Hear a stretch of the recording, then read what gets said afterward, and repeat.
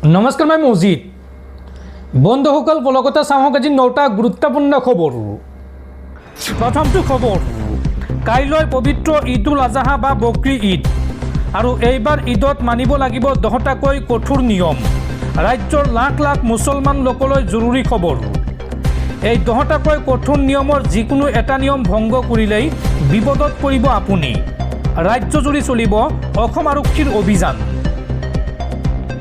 ৰাজ্যত বকৰী ঈদক লৈ আহি গ'ল প্ৰশাসনৰ কঠোৰ নিৰ্দেশনা। আইন শৃংখলা ৰক্ষাৰ বাবে জাৰি কৰা হ'ল কেইবাটাও কঠোৰ নিয়ম। এইবাৰ ঈদত কি কি নিয়ম মানি চলিব লাগিব চাওঁ আহক।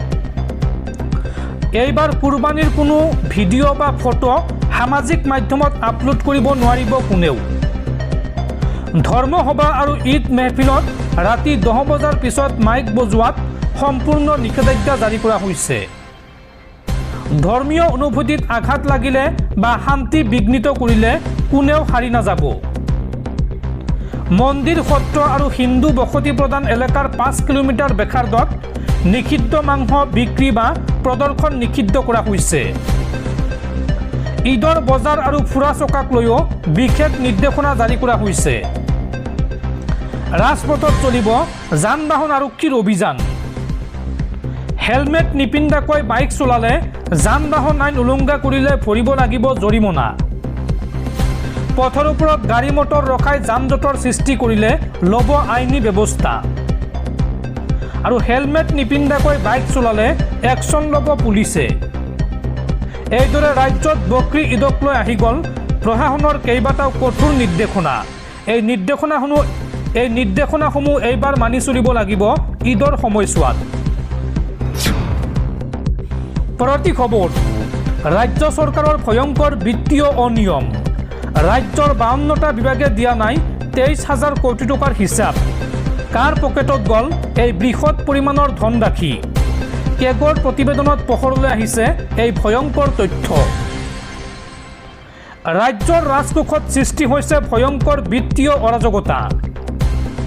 হিচাপ নাই ৰাজকোষৰ 23,000 কোটি টকাৰ। ৰাজ্যৰ 52টা বিভাগে দিয়া নাই ৰাজকোষৰ হাজাৰ হাজাৰ কোটি টকাৰ ব্যয়ৰ হিচাপ। 52টা বিভাগে দাখিল নকৰিলে 23,000 কোটিৰ ব্যয়ৰ প্ৰমাণপত্ৰ। কেগৰ প্ৰতিবেদনত পোহৰলৈ আহিছে ৰাজ্যৰ বিত্তীয় বিসংগতিৰ এই তথ্য।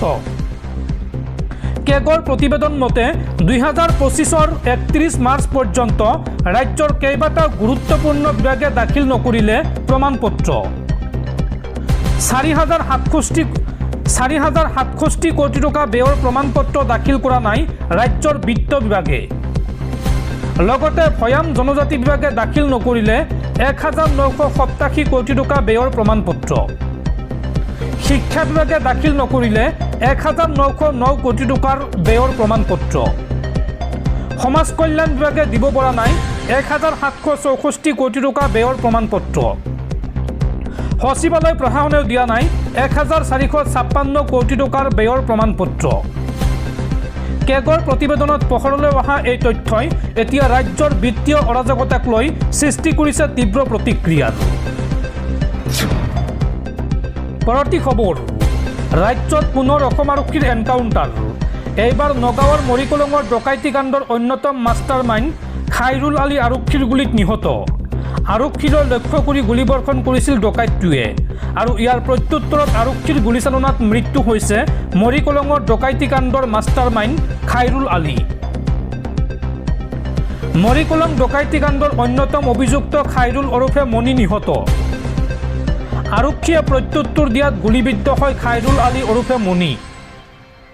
নিশা নগাঁৱৰ ৰাংলু বৰকন্দুলিত আৰক্ষী আৰু ডকাইতৰ মাজত প্ৰচণ্ড গুলীয়াগুলী। মৰিকলং ডকাইতি কাণ্ডৰ পিছৰ পৰা পলাতক হৈ আছিল ডকাইত খাইৰুল। আৰু সোমবাৰে নিশা পুনৰ ডকাইতিৰ পৰিকল্পনাৰে নগাঁৱলৈ আহিছিল খাইৰুল। ডকাইতৰ দল অহাৰ খবৰ পাই আৰক্ষীৰ এটা দল উপস্থিত হৈছিল ৰাংলুৰ বৰকুন্দুলিত। আৰু আৰক্ষীৰে মুখামুখি হোৱাৰ পিছতেই আৰক্ষীলৈ গুলীচালনা ডকাইতৰ দলটোৰ।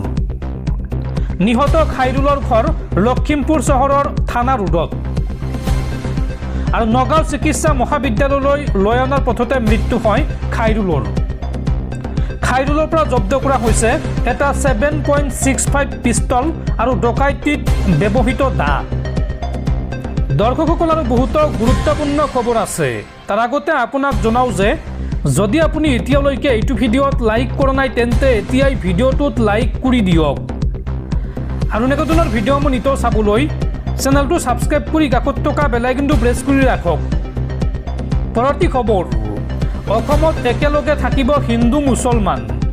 অসমৰ একাংশ মুছলমান সমাজে এইবাৰ ঈদত গৰু কুৰবানী নিদিয়াৰ সিদ্ধান্ত লোৱাৰ পিছতে মুখ্যমন্ত্ৰী হিমন্ত বিশ্ব শৰ্মাৰ ডাঙৰ মন্তব্য। মুখ্যমন্ত্ৰীয়ে কয় যে মুছলমান সমাজৰ এই সিদ্ধান্তই দিলে সমন্বয়ৰ বাৰ্তা আৰু অসম বিধানসভাৰ পবিত্ৰ সদনত এইবাৰ মুছলমান সমাজক ধন্যবাদ জনালে মুখ্যমন্ত্ৰী হিমন্ত বিশ্ব শৰ্মাই। অসমত একেলগে থাকিব হিন্দু মুছলমান। অসম বিধানসভাৰ পবিত্ৰ সদনত এই মন্তব্য মুখ্যমন্ত্ৰী ডক্টৰ হিমন্ত বিশ্ব শৰ্মাৰ। মুখ্যমন্ত্ৰীগৰাকীয়ে কয় যে মুছলমান সমাজৰ এটা সিদ্ধান্তই দিলে সমন্বয়ৰ বাৰ্তা। অসম বিধানসভাৰ পবিত্ৰ সদনত মুছলমান সমাজক ধন্যবাদ জনালে মুখ্যমন্ত্ৰী হিমন্ত বিশ্ব শৰ্মাই। গো কুৰবানী নিদিয়াৰ সিদ্ধান্ত লোৱা মুছলমান সমাজলৈ মুখ্যমন্ত্ৰীৰ এই বাৰ্তা। অসমৰ বহু মুছলমানে এইবাৰ গৰু কুৰবানী বৰ্জন কৰাৰ সিদ্ধান্ত লৈছে। হিন্দুৰ ধৰ্মীয় অনুভূতিৰ আঘাত নাসানিবলৈ এই সিদ্ধান্ত লৈছে মুছলমান সমাজে আৰু তাৰ পিছতে মুখ্যমন্ত্ৰীয়ে অসম বিধানসভাত মন্তব্য কৰি কৈছে যে অসমত একেলগে থাকিব হিন্দু মুছলমান। পৰৱৰ্তী খবৰ, জুবিন গাৰ্গৰ হত্যাৰ গোচৰৰ তদন্তক লৈ ডাঙৰ খবৰ। জুবিন হত্যাৰ সকলো অভিযুক্তৰ বিৰুদ্ধে হত্যাৰ ধাৰাকে ধৰি সকলো ধাৰা আৰোপ বিশেষ ফাষ্ট-ট্ৰেক আদালতৰ আৰু সেইসমূহ ধাৰাৰ ওপৰতে এতিয়া পৰৱৰ্তী বিচাৰ প্ৰক্ৰিয়া চলিব আদালতত। পৰৱৰ্তী খবৰ, ৰাজ্যবাসীলৈ ভাল খবৰ। দাম কমিব অত্যাৱশ্যকীয় সামগ্ৰীৰ। মুখ্যমন্ত্ৰী হিমন্ত বিশ্ব শৰ্মাই ৰাজ্যবাসীক দিলে এই আশ্বাস। এতিয়াৰ পৰা ব্যৱসায়ীয়ে ল'ব নোৱাৰিব অতিৰিক্ত দাম। ৰাজ্যত নচলিব চোৰাং বেহা। চাউল, দাইল, চেনিৰ দাম উল্লেখ কৰি অসম বিধানসভাৰ সদনত কঠোৰ স্থিতি মুখ্যমন্ত্ৰী হিমন্ত বিশ্ব শৰ্মাৰ। ৰাজ্যবাসীয়ে সকাহ পাব অত্যাৱশ্যকীয় সামগ্ৰীৰ মূল্য বৃদ্ধিৰ পৰা। খাদ্য সামগ্ৰীৰ মূল্য বৃদ্ধিৰ কথা স্বীকাৰ কৰি মুখ্যমন্ত্ৰীৰ এই আশ্বাস। মুখ্যমন্ত্ৰী হিমন্ত বিশ্ব শৰ্মাই এই সন্দৰ্ভত কয় যে অলপকৈহে সামগ্ৰীৰ দাম বাঢ়িছে এই বুলি সদনত মন্তব্য কৰে বা এই কথা স্বীকাৰ কৰে মুখ্যমন্ত্ৰীয়ে। মুখ্যমন্ত্ৰীয়ে লগতে কয় যে পেট্ৰল ডিজেলৰ দাম কমিলেই কমিব অত্যাৱশ্যকীয় সামগ্ৰীৰ দামো। ইৰাণ আমেৰিকাৰ যুদ্ধ শেষ হ'লেই আমি ঘূৰি যাব পাৰিম পূৰ্বৰ পৰিস্থিতিলৈ। চৰকাৰে এই সন্দৰ্ভত আৰম্ভ কৰিছে প্ৰাইচ মনিটৰিং মেকানিজম। এতিয়াৰ পৰা কোনো ব্যৱসায়ীয়ে অতিৰিক্ত দাম ল'ব নোৱাৰিব গ্ৰাহকৰ পৰা। চোৰাং বেহা ৰোধ কৰিবলৈও ৰাজ্য চৰকাৰৰ কঠোৰ পদক্ষেপ। 20 মাৰ্চৰ তুলনাত আজিৰ তাৰিখৰ দাম তুলনা কৰি মুখ্যমন্ত্ৰীয়ে দিলে তালিকা। চাউল, দাইল, চেনিৰ দাম উল্লেখ কৰি সদনত কঠোৰ স্থিতি মুখ্যমন্ত্ৰী হিমন্ত বিশ্ব শৰ্মাৰ। কোনো ব্যৱসায়ীয়ে বা কোনো দোকানীয়ে কোনো বস্তুৰ দাম বেছিকৈ ল'ব নোৱাৰিব আৰু ইয়াৰ মাজতে ৰাইজক মিতব্যয়ী হ'বলৈও আহ্বান জনালে মুখ্যমন্ত্ৰী হিমন্ত বিশ্ব শৰ্মাই। মধ্যপ্ৰাচ্যৰ যুদ্ধৰ প্ৰভাৱ আমি পৰাপক্ষত অসমত পৰিবলৈ নিদিওঁ এই মন্তব্য কৰে মুখ্যমন্ত্ৰী হিমন্ত বিশ্ব শৰ্মাই। পৰৱৰ্তী খবৰ, অসম বিধানসভাত গৃহীত হ'ল নাৰী সংৰক্ষণ বিধেয়ক। এই বিধেয়ক মতে অসমৰ লোকসভা আৰু বিধানসভাৰ 33% মুঠ আসন সংৰক্ষিত হ'ব মহিলাৰ বাবে। সমষ্টি পুনৰ নিৰ্ধাৰণৰ পাছতে প্ৰযোজ্য হ'ব এই বিধেয়ক। পৰৱৰ্তী খবৰ, ইৰাণৰ সৈতে যুদ্ধ কৰি এতিয়া ভাগৰি পৰিছে আমেৰিকা। ট্ৰাম্পৰ স্বাৰ্থ আৰু হেঁচাত তিল মানুহ সেও নামানে ইৰাণে। প্ৰয়োজনত দীৰ্ঘ সময় যুদ্ধ কৰিবলৈ সাজু বুলি আমেৰিকাক চেলেঞ্জ ইৰাণৰ ৰাষ্ট্ৰীয় নিৰাপত্তা পৰিষদৰ। ট্ৰাম্পক সকিয়নি দি ইৰাণৰ তীব্ৰ প্ৰত্যাহ্বান।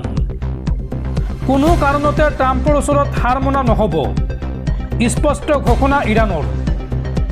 প্ৰয়োজনত দীৰ্ঘ সময় ধৰি যুদ্ধ কৰাৰ হুংকাৰ ইৰাণৰ। ট্ৰাম্পৰ হেঁচাত আঁঠু নলয় ইৰাণে। আমেৰিকাক চেলেঞ্জ দি এই মন্তব্য ইৰাণৰ ৰাষ্ট্ৰীয় নিৰাপত্তা পৰিষদৰ। উল্লেখযোগ্য যে মধ্যপ্ৰাচ্যৰ 10খনকৈ ইছলামিক ৰাষ্ট্ৰক নিজৰ অধীনলৈ অনা হ'ব বুলি ভাবুকি দিছিল ট্ৰাম্পে আৰু আব্ৰাহাম চুক্তিত স্বাক্ষৰ কৰিবলৈ ট্ৰাম্পে দিছিল হেঁচা ট্ৰুথ ছ'চিয়েলত ট্ৰাম্পৰ পষ্টৰ পাছতে নিজৰ স্থিতি স্পষ্ট কৰিছে ইৰাণৰ ৰাষ্ট্ৰীয় নিৰাপত্তা পৰিষদে ট্ৰাম্পক সকিও নিদি ইৰাণৰ তীব্ৰ প্ৰত্যাহ্বান কোনো কাৰণতে ট্ৰাম্পৰ ওচৰত হাৰ মনা নহ'ব প্ৰয়োজনত দীৰ্ঘ সময় ধৰি যুদ্ধ কৰাৰ হুংকাৰ ইৰাণৰ